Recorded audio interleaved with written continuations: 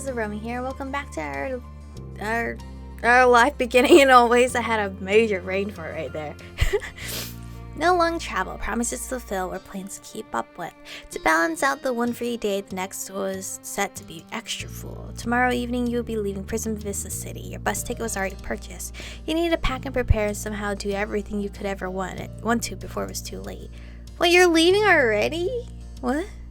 Truly grasping your own departure wasn't easy. So much had happened, but it all felt way too fast, like a much-anticipated audiobook set to 5 times normal speed. Your life with Derek was very nearly only a memory. Your adventure at the water park had taken a place in your mind right by the time you got to go to the boardwalk with the Suarez family. Whether it was years ago or only a day ago, over was over. Being closer in time made it no more reachable in the present. A cheery holler from the hall shook you out of your own head before you could get entirely lost in it. Hey, Michiko, I'm ready to go. Finally, I've been fading away out here. Let's go see the family and feel alive. Totally. Again. That's a plan. His eyes twinkled boyishly as he grinned at you, your lips quirked up at the infectious enthusiasm. Everyone there is looking forward to seeing you. Come on. Derek led the charge out the front door, which he had locked behind him, and onward until you arrived at the Suarez front door. You rang the bell and didn't have to wait long before Miss Suarez's eager face appeared. The expectant smile was identical to the one she wore when you were first united. Good to see you. Good morning, Derek. Michiko, welcome back. She ushered the two of you inside with as much gumption as your original rival as well. Before you could question that curiosity, you were confronted by another. The living room you'd been led into was entirely empty, except from you and Derek and his mom. 3 Suarez men were missing. George could be on his way. Nicholas might be waiting for the guests in his room, and perhaps Mr. Suarez needed to use the bathroom. Separately, any of those possibilities made sense. Yet all of them being the case at once felt odd. Should we have come later? No, your timing's perfect. She smiled at you wider, but the leading tone of her voice and the Nicholas-esque gleam in her eyes wasn't particularly comforting. It only made you more certain that something was going on. You were going to ask, but the words slammed against the back of your throat when George and Nico sprung up from behind the chair. Surprise! How did they fit? That's what really got you. The Suarez's living room wasn't suited for hiding. The boys must have been lying on the ground pressed together, and you had to be positioned in the exact right angle to not see them tucked away there. Your wide-eyed expression was their reward. The 2 jumping jacks laughed openly, and even kind Miss Suarez clapped her hands together in satisfaction at your slack jaw. They're so cute. This whole family is just beautiful. What is the surprise for? You stammered out the question, still in daze from an entirely unexplainable jump scare. What do you think, genius? The voice of that sharpened quip was unmistakable. You hadn't managed to blink since the younger Suarez's shout and the trend continued. Elizabeth? Hi! Hi, sister! Just so cute. Pointing your dry eyes towards the kitchen, you had to wonder if you were seeing things. Somehow, magically, your older sister had appeared out of thin air to leer at you smugly from over the counter. The laws of space-time were no consideration when it came to teasing you. Liz? Duh. Of course that stunt wasn't their idea. You rushed over and hugged her. I don't care about any of these other choices. You ripped your feet from where they'd taken root and flung your arms around the delicate shoulders of your only big sister. She held you back and flipped her bright orange ponytail over her shoulder like she was donning a scarf of the finest silk. Donning, not doning. Got you! Yep, she had, and you couldn't have been happier. The persistent self-satisfaction Liz had radiated throughout the room was reeled in to reveal a softer, more genuine pleasure. How could I see you, little sis? What happened to being so busy, Liz? That was merely a ploy. I'm never too busy for you. Or a bonus trip where all I had to do was show up. What do you mean? Liz laughed with an all-knowing air. It was a sound you were very familiar with. I do love you, but I wasn't going to arrange an entire trip to join you now when I already had to prepare one for Mom's party in less than a month. You can thank your beefcake friend for handling the details and his parents for letting me borrow the guest room. That's how it happened. He's nosy as well as persistent. Derek was involved. You had felt nothing could shock you after the Liz reveal, but you had been proven wrong. The man who suddenly had a spotlight thrown on him stood with an awkward stiffness. His arms were folded so tight the form might have been chiseled out of stone. Is that supposed to be a compliment or an insult? No. Neither is the truth. I tried. I'm gonna take that in a positive way then. Good for you. Derek, you really helped Liz with her trip out here. Derek's grin shrunk shyly. The decision to view his actions in a good light was being put to the test now that it was your turn to talk about them. The sibling group wouldn't have been complete without Liz. Who knows if she'd have time to come into the city during your mother's anniversary. Nicholas and George missed her. Especially Borgie. Nico shot out that commentary without looking away from his phone. George glared, completely unseen by the target of the daggers, but he didn't vocalize his disagreement with the statement. And we figured he wouldn't mind seeing your sister when she came by, so we worked it out. Surprise! Thanks, Derek. Wouldn't mind. That's just amazing. Derek swears you're too nice. You beamed at him gratefully. No worries. It was nothing. Bashfulness crept over it. He's No so worries. cute. Wait. He's so cute. He's so cute, bro. When do we fall in love, though? Bashfulness crept over his features even more, though. Like Derek's general perspective, it was a good kind of bashful rather than a bad one. He was pleased with himself. And then the door at the very end of the hall burst open. The entire room simultaneously appeared in that direction. Surprise! Mr. Suarez has finally made an appearance of his own, and it was an entrance. He waved his hands in the air and walked over with a jaunty high step. Parade of unexpectedness that day was endless. Before you could even ask the question, Miss Suarez explained what that was about. Mr. Suarez was going to be behind the counter. However, I banished him to his bedroom until he was certain Liz's game was finished. He was laughing too much. He was going to ruin it. I was about to get him myself, but he managed to figure it out. Every single one of Mrs. Suarez's sons nodded in support of their mother's decision, including Derek, who wasn't there when it happened. He must have been able to imagine it easily enough. Yes, I didn't get to stay, but I could still join a little late. It's an extra surprise. That's making lemons into lemonades. You never had a reason to wonder how Derek ended up with so much optimism. I like to hear. Very good. Thank you for being a good sport, my wonderful husband. You're welcome. You're welcome, my lovely wife. And welcome to you, Michiko and Derek. We're all here. Right. That's right, we are. The Melody and the Suarez family enjoyed a mini reunion full of affection before eventually things settled back into a casual atmosphere. The addition of Liz into the mix was truly seamless. George and his parents bustled around the kitchen to cook their own late breakfast. They'd had no time for food while waiting to make a grand reveal. Nicholas elected to help, but not getting in the way. He sat at a table with his face on his phone. The youngest had been completely sucked into the screen in a way you hadn't seen before. You stuck with your sister on the couch, and Derek flanked her on the other side. She recounted her traveling adventures, including how at one point she too had to ride a bus and that it actually took a wrong turn. Since when did bus drivers take the wrong route? Liz demanded of the air.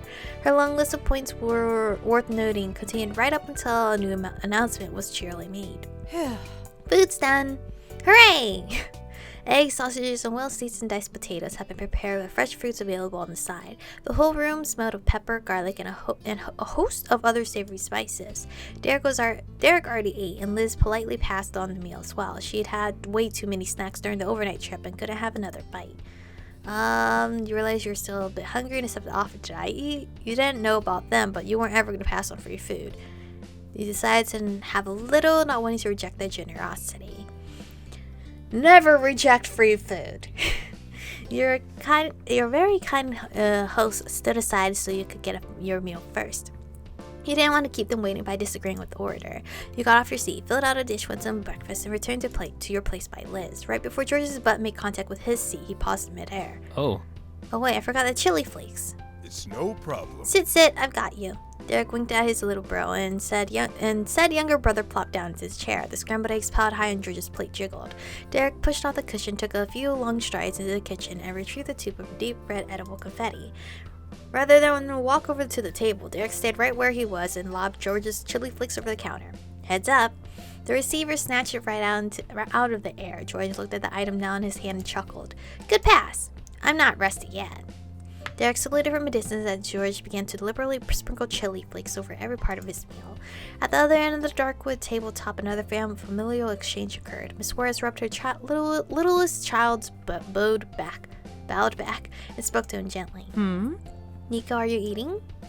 Her sweetness had got a lukewarm shrug of one shoulder from Nicholas. His phone remained in his grasp and the center of his attention. Food wasn't enough to sway his focus. I'm just gonna have a bowl of cereal. Are you taxing someone? Someone is busy. Boy, he teased. How sweet. You made your love for cereal public, he joked. Yeah, I'd have cereal too if I needed to eat. Maybe I should eat more. A bowl of cereal isn't much of a balanced meal. I'm not gonna bother. He's a teen. He's still a teen, you know. Teens be on their phones all the time. Not gonna question what he's doing on there. Miss Suarez gave the teen one final pat and left it there. She was content that he at least wasn't going hungry. Unexpectedly, your ears perked at a small squeak and then an unmistakable rush of running water. Once again, your gaze went to the opposite side of the room. Derek's back was turned to the crowd and the clatter he was making continued with the change, clinging of pans. The actual reason why Derek had gone to the kitchen and stayed there became evident. He intended to wash the dishes. Boo! Nowhere but the Suarez house would such a gesture be met with swift dissent. But Derek and his impulse to do everything for everyone was infinite. Please, don't worry. Son, you're our guest, and you didn't even eat. You can't be the one who cleans up. Liz acted mostly as an observer to the family circus, though couldn't help tisking about it under her breath. What an absolute menace of politeness.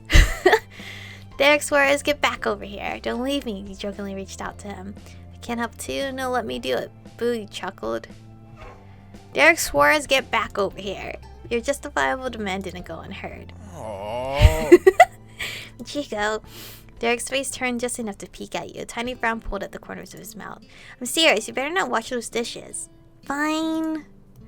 With drooping shoulders, his head hung low and dragging steps, Derek retreated from the kitchen. What wasn't low anymore was the angle of its mouth that had perked upwards. My thoughts exactly. I couldn't have said that better myself.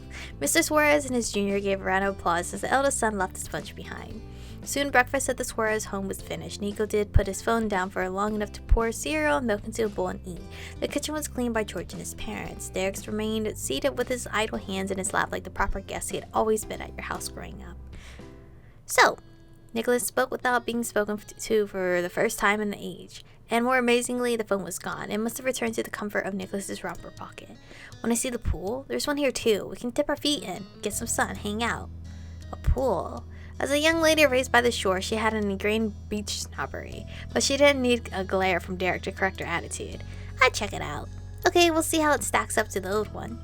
Derek piped up in agreement as George nodded along. Let's get to it. Go on. That's a perfect plan. You go enjoy yourselves. Dad and I will stay here, take a break from parental supervision. Mrs. Suarez had a very proper chortle. They certainly do not need any supervision. They're very mature adults in their own rights, besides Nico, but he is so close. His childlike gleefulness was followed by a frustrated sigh that was distinctly teenager-like. We're leaving now. Nicholas said we, but was obviously going with or without anyone else. He was grown up enough to make that decision. See you. Nicholas slipped the key off the hook by the door and was out. Hurried goodbyes were exchanged, and then the rest of the sibling group made a beeline to catch up with Nico. Your target was strolling through the hall, hands on his hip, and whistling a tune. His tersiness had cleared entirely as soon as he had left. Nicholas cast a glance back at the crowd, stumbling up to him. He offered a smile and struck up a casual conversation. I've gone down to the pool for at least a couple of minutes almost every day since summer started. It's basically a ritual. That's cool. You need your daily dose of chlorine. That I do, bro.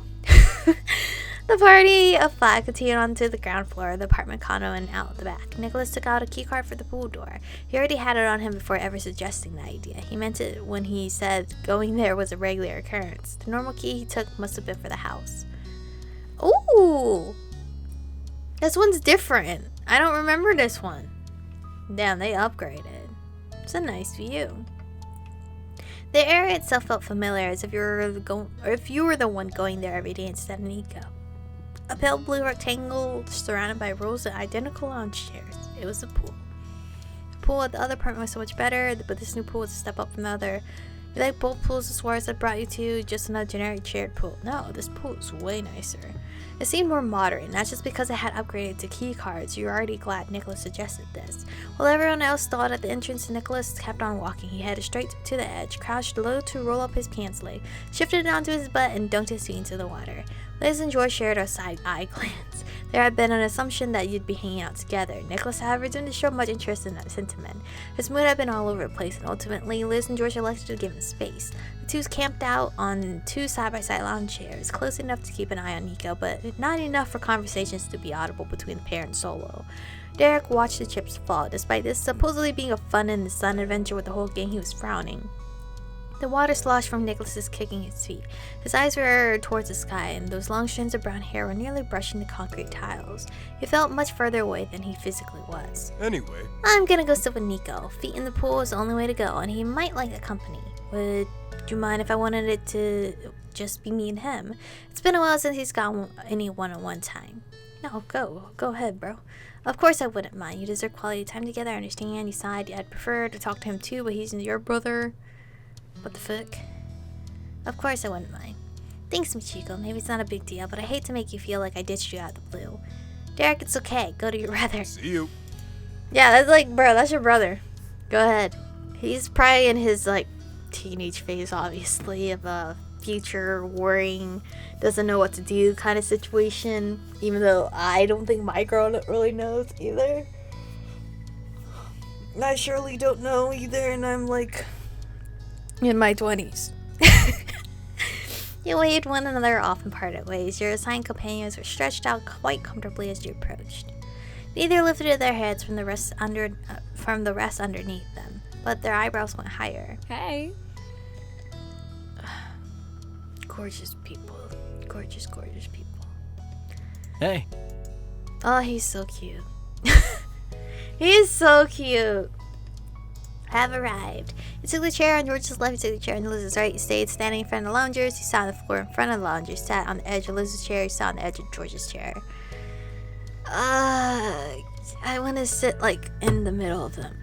But I can't, obviously. There's no seat situation.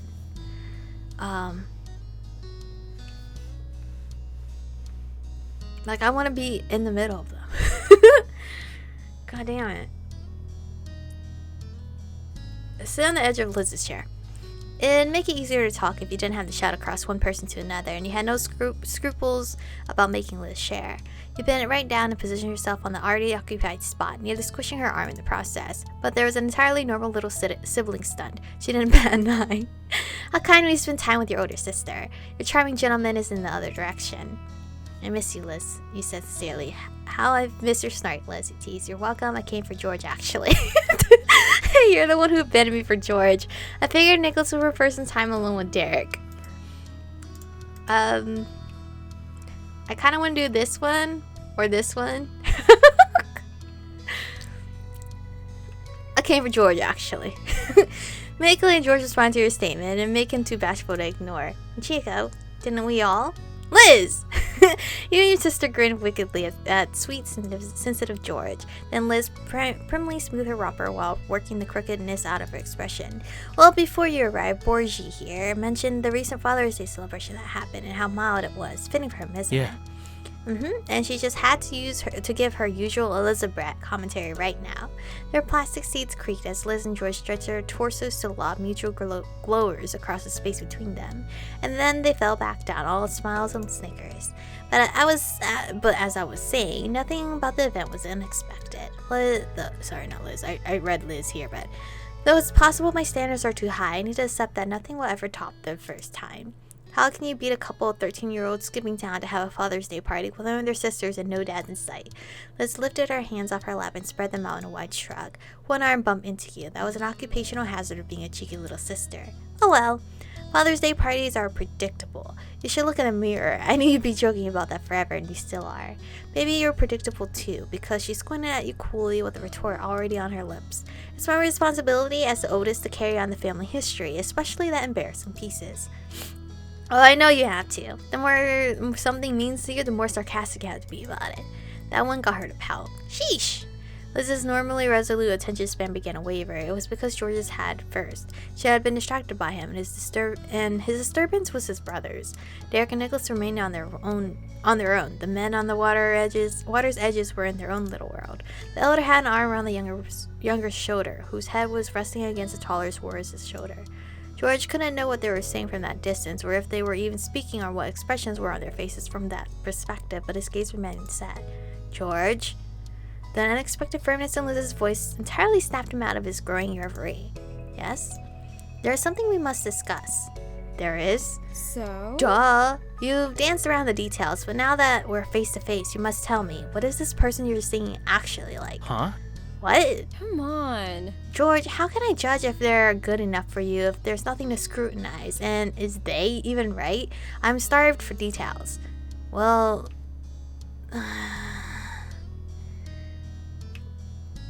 I don't know how to pronounce this. X?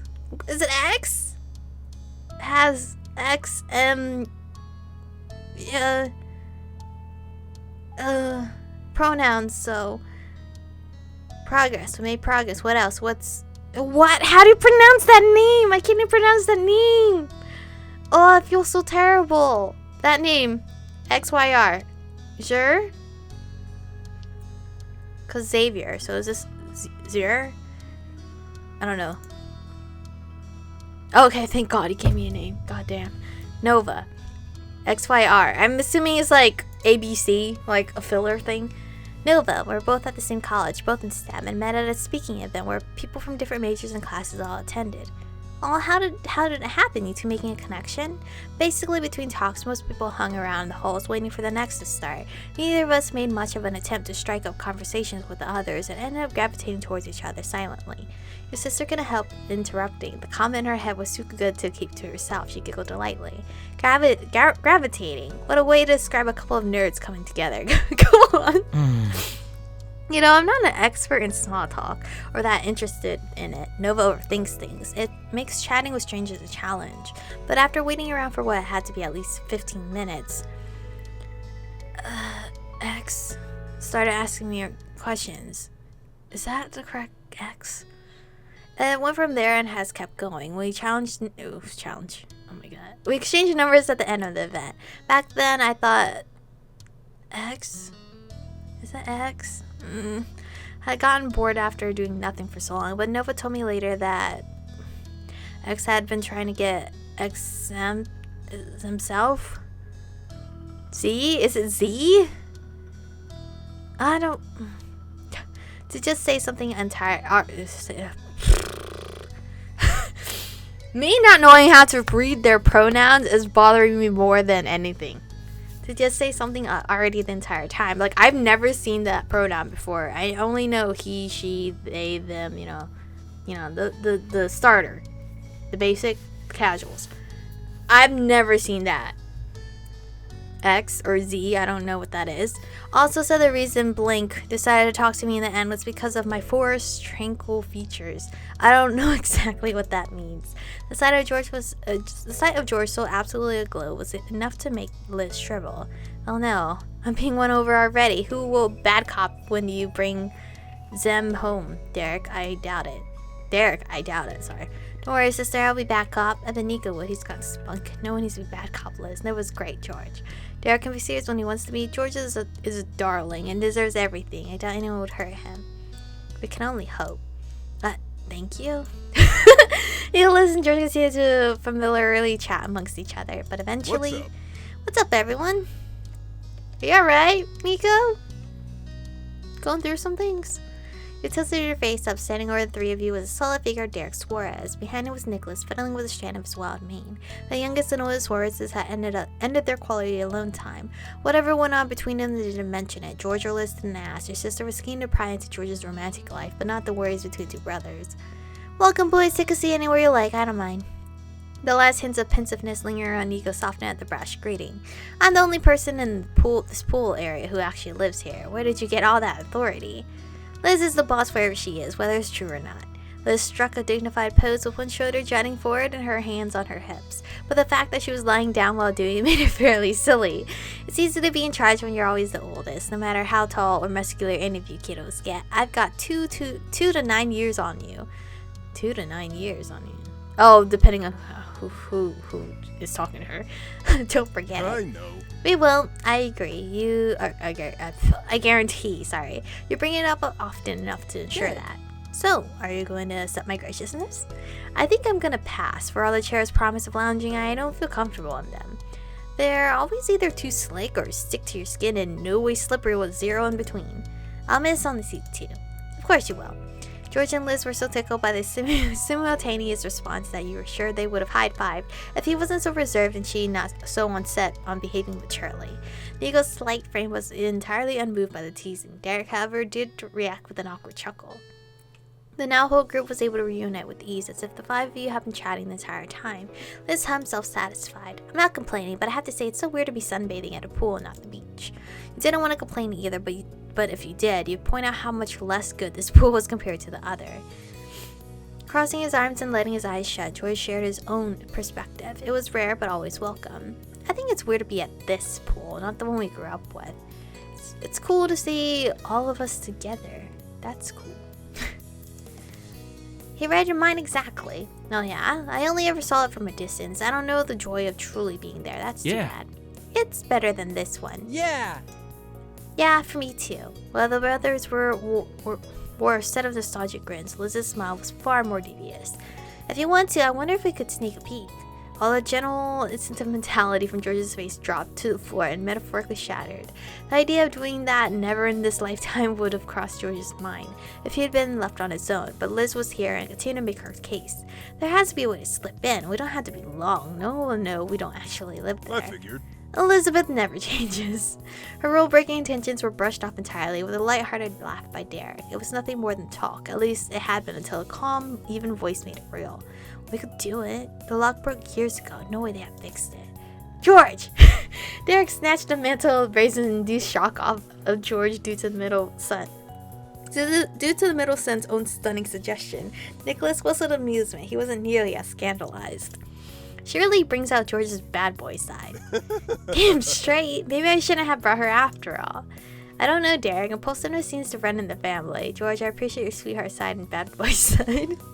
Rude. You can't take back winning Liz now, you teased. You had no words. I don't know, Derek. Impulsiveness seems to run in the family. It feels like it does.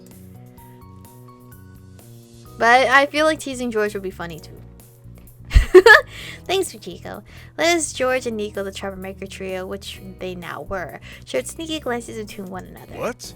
Whoa, you can't be serious. We're already at a pool and not even swimming in it. We don't need another more illegal one. You guys lived there long enough to deserve permanent pool rights, I say. Come on, it's barely a crime. Don't be a Boric. Boys, listen to your big brother. Listen to your little sibling. I can't do that. I really can't. You know, along with Derek's very reasonable points. You shook your head with a buzzkill. I mean, would it hurt to just like pass by and look at it? What if you're like planning to get an apartment here and you're just on tour? You're on tour.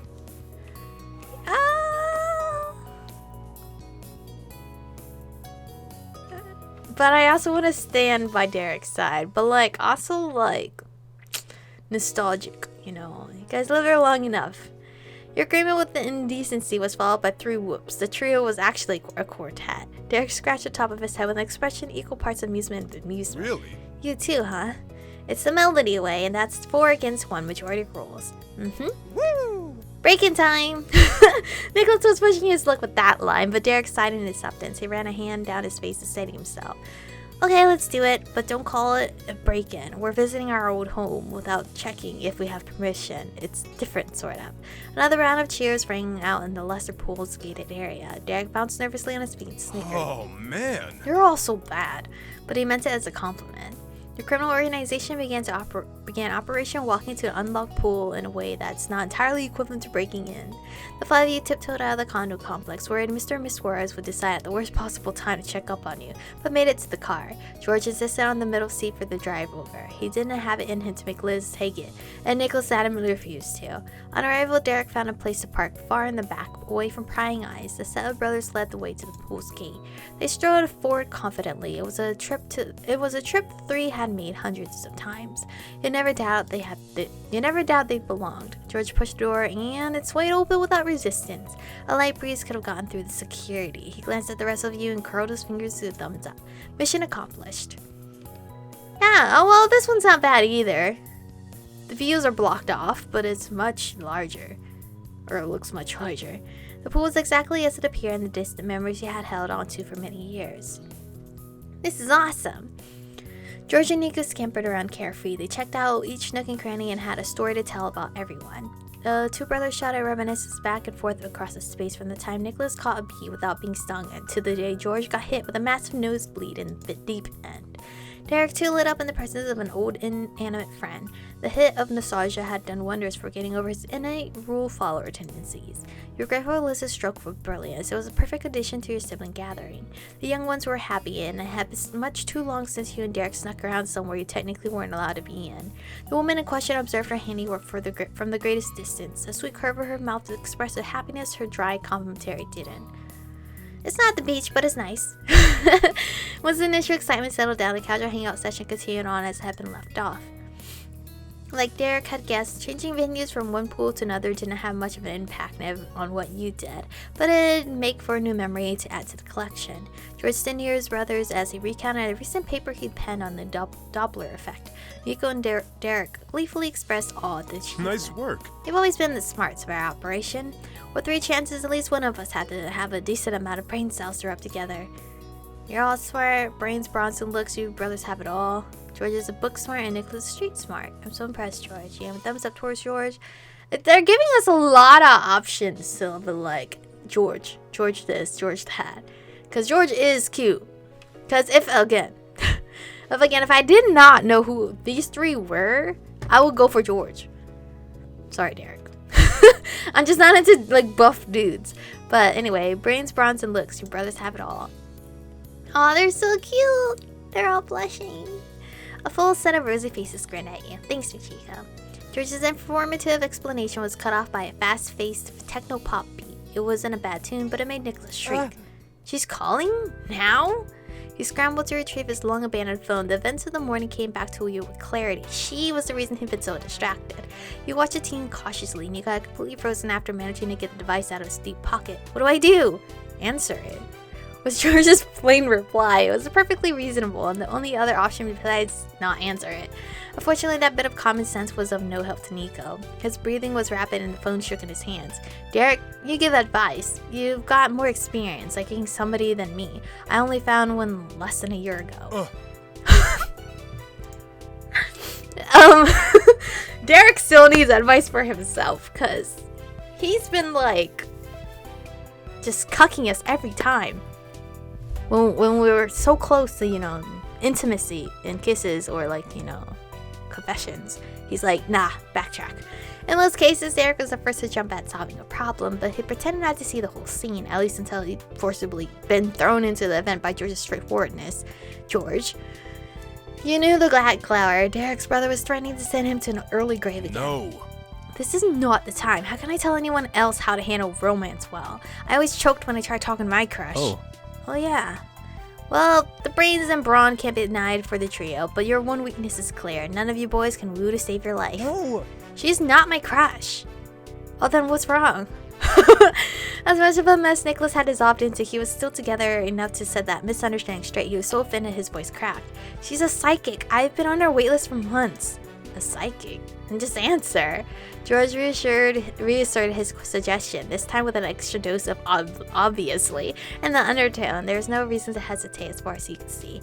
It had to be done. Nico bit his lip, twisted his face away from the screen, and for good measure, squeezed his eyes shut, finally tapped to answer. Hello? The small, high-pitched voice was on the other end. You knew what it sounded like because you heard it yourself. His phone was on speaker, and Nico realized horror. Everyone else was forced to be aware of it as well. Is it Kayla or Kala? Is this Nicholas Suarez? It's Miss... Kayla? Kala? Kayla? I'm calling all the way from the St. Sarah Bell boarding school to tell you the future. Give me a 10 and you know what to do then. Her catchphrase was well-rehearsed and full of approachability. Kayla... I'm assuming it's Kayla, was there to serve, but Nicholas only managed to squeak and fumble to turn the speaker off without hanging up. Liz didn't have a similar struggle. She couldn't stop herself from voicing a thought out loud and entering the conversation. I've heard that before, St. Sarah Bell. What do you mean? Who are you? Rather than replying the queries lobbed at her, Liz instead delightfully declared the answer to a mystery that had been only in her head. Ah, that's where Shiloh attended high school. Oh, okay, maybe that's why it sounds so familiar? I was like... Does sound familiar. I don't know where that is though. I think he was also there for part of middle school, but that's besides the point. Oh, you know a fellow SS Bite. What's his last name? I can maybe, if the stars align, tell you about his future. Is Liz still on Shiloh? I'm all about Jeremy. Nico only watched helplessly. He couldn't cut Kayla, I don't know, off by changing the phone setting now, but words weren't working well enough for him to explain that she did not have to chat with Liz. Either unaware or pointedly avoiding Nicholas's state, Liz bulldozed ahead. His name is Shiloh Leon Fields, but don't strain yourself to come up with something. He's 22 and graduated from that school years ago. I imagine you won't have much to say about that. That breakdown of the situation was punctuated by a snort from Liz. Miss Kayla came right back with a scoff of her own. Before she even spoke, you got the impression Liz had met a challenger in smugness. I do know Shiloh Fields. He's got those huge eyes, freckles, and all those hats. I've always lived in this town. I didn't always go to SSB, but I was right nearby when he first moved in. So there, I know him and his whole group. They're infamous. Huh. For all her normal snark, your sister was speechless. She didn't even try to further complete. You couldn't blame her. Random psychic, the little brother of your longtime friend Captain Cole, was familiar with another of your childhood playmates. Whether it was luck, chance, fate, or pure coincidence, it was definitely odd. Really? What can you tell us about Shiloh? Wait, Liz, what about the guy who yelled at Shiloh and us? Oh, Jeremy. Who was he? I bet they went to the same school. Kayla didn't bother asking who you were. Your question got an instant reaction. Huh? Yes, that rude man. I'll never forget it. His name was Nate. Wasn't Nate? I was thinking of Jeremy, but okay. His name was Nate, I'm sure of it, but I don't know anything else about him. That's okay, I'm powerful enough to know. It's Nate Lawson. You're right, he's a big jerk. Or wait, no. Faye doesn't think that anymore, pretty sure. Wait, who? And what? Nate was mean to someone I love, but he's so considerate all has been forgiven. I guess I'll forgive him too. But anyway, her voice dipped lower and every word was said slowly with emphasized enunciation. I don't know. It was valuable info, priced at around $10 and needed to be clear. My prediction is that he's attending law school and therapy. He still yells at people, but not as much or as loudly. Nate Lawson going to law school and therapy. Well, good for him. That makes 3 people who have let it go. A wry smile played up about Liz's face. She meant it. About 5 years of bitterness, she only needed 2 sentences of secondhand explanation to forgive and forget. Kayla chirped again in her normal girlish tone, satisfied with a job well done. There you are, a whole reading especially for you. Thank you for your wisdom, Kayla. Does it count as a prediction if you talk about their current life? It's honestly pretty nice to know what's going on. Can I get a refund? So you're following him online, right? He teased. Alright. It's pretty nice to know what's going on. You're welcome. Something about that particular shout got through to Nicholas. He blinked out of the stunned lock he'd been stuck in for an entire conversation and sucked up a fast and full breath. Sorry about all that, Kayla. It's me, Nicholas Suarez. I'm here. Oh, I almost forgot I was calling somebody. You're the real client. What do you want to ask about? It's kind of be nice to know why this is happening so late. I thought it was gonna be in the morning. Sorry, she said, not sounding sorry even a teeny bit. My big brother Chan visited, and he's more important than you. Oh, why are you so sad? She still called you. There wasn't much Nico could say against that retort, though he still couldn't help himself for looking sour. He learned how it felt to be on the receiving end of such an attitude and didn't appreciate the taste of humble pie. Both Derek and George giddily chuckled on the sidelines at such a display of karma. Hey! The voice coming through Nicholas's phone remained unapologetic, but a spark of genuine interest in the present returned to the self-described future seer. That's what you want to talk about. You've got a big brother, too. Miss Kayla didn't practice the concept of client privacy. That was the second harsh lesson Nicholas got in a matter of minutes. He slapped a hand against one eye and hurried to end the call before any further education life's displeasure could be taught. It's cool, forget it. I hope you have a very good day. Tell Chan I say hi. He doesn't know who you are. See you. Goodbye forever. From his face to the phone, Nicholas smacked his fingers against the screen to end the psychic connection. With a deep sigh, Nicholas's whole torso slumped over. He went low enough that his hands almost scrapped the floor. The encounter had deflated him. What was that about? George posed the question out of simple curiosity. He didn't give a hint of the judgment or suspicion, but Nicholas reacted as if George asked where the last cookie went to his crumb-covered little brother. Nothing. It was about nothing. The total shutdown took George by surprise. He frowned. The biggest brother of the bunch took that as a sign to step in with a soft smile and some almost parental words. Well, Nico can have his fun. We've all wondered about what might happen in the future. George's usual placidity returned after a shrug. He could accept that Nicholas didn't appreciate any attempt at prying and focused on chatting with Derek about his own matters. No. I haven't. I'm not sure I want to know. Realizing everything about me and everyone else was entirely set to the point where each move could be predicted Could be predicted would make the world feel almost pointless, even if it was a good future. But what if it was a bad one? That'd be even worse. I'm convinced. I definitely don't want to hear about my future. George nodded to himself mainly. He'd reasoned it all out and that chapter of the conversation could be closed, until a low murmur came from the still drooping figure of Nicholas that left an ugly wrinkle across the page. It's easy for you to say.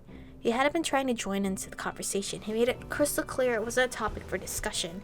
Yet Nicholas was agitated enough about whatever it was to voice the content. What's that supposed to mean, Nicholas? Free of suspicion was no longer a description that applied to George's words. They were dripping in it. George's attention now on him, Nicholas coolly peered at his brother between the long, thick strands of hair that dangled in front of his eyes. He didn't speak. Derek, do something. Derek's characteristic grin strained under the rising tension he attempted to sidestep. He clapped his hands together and made another go at shifting focuses. That's a bummer. Nicholas really is getting older. He sighs a lot more nowadays, huh? The weight of the world is starting to get to him. That sucks, but there's no avoiding it as you grow up. Derek succeeded in getting George's icy stare pointing his way instead, but it didn't last. George watched him intently, only long enough to read that what he could from his older brother's acts and deeds. Then he came to some kind of conclusion. At that point, the middle Suarez turned again to Nicholas. He didn't look at him, it was through him. Some things will change even when you're older. George didn't grit his teeth or shout. There was a lack of feeling, a disconnectedness that was even worse than anger would have been. Nicholas's finger tightened into a fist, and he sprung right up. He stared into his brother's face defiantly. He shook with an impotent rage George lacked. George had been looking down on him, and easily still could even at Nicholas's full height. That added an extra sting to what the younger Suarez said next. You know what sucks more than growing up? Being the last to grow up. I'm the one who gets left behind. I'm basically an only child now. It's just me and mom and dad at home. A flash of fury burned out quick. Nicholas began to crumble with every cracking sentence. It's not fair. And the worst part is, I'm probably just being annoying, right? The spoiled baby of the family who's always crying for attention. Of course, adults have to go out and do their adult things. It's dumb to think people could do anything else, so I can't even talk about it with anybody. Nicholas's plight devastated Derek. He was ready to move heaven and earth to solve the conundrum of aging if he could. But George's features didn't as so much as twitch. Did you really not tell anyone? It was a callousness that left Derek speechless. He couldn't stop the days from going by, and he couldn't even stop his younger brothers from being mad at each other. Nicholas and George Suarez glared at one another unflinchingly. And what is that supposed to mean, George? You told Derek, didn't you? You knew how you felt, and I bet he knows what the call was about. What else would have been talked about? What else would have been talking about by the pool? You can always talk to Derek, only him. I can see where this is going. George had said it all without saying it. He was accusing Nicholas of loving Derek more than him, and George hated that. Well, am I right? The staring contest ended right there as Nicholas hung his head down, dropping his glance to the floor. That was only a battle. The war wasn't over yet. You're so smart and somehow not smart at all. Unaffected by the insult but distinctly frustrated from the lack of a real answer, George once again looked to Derek.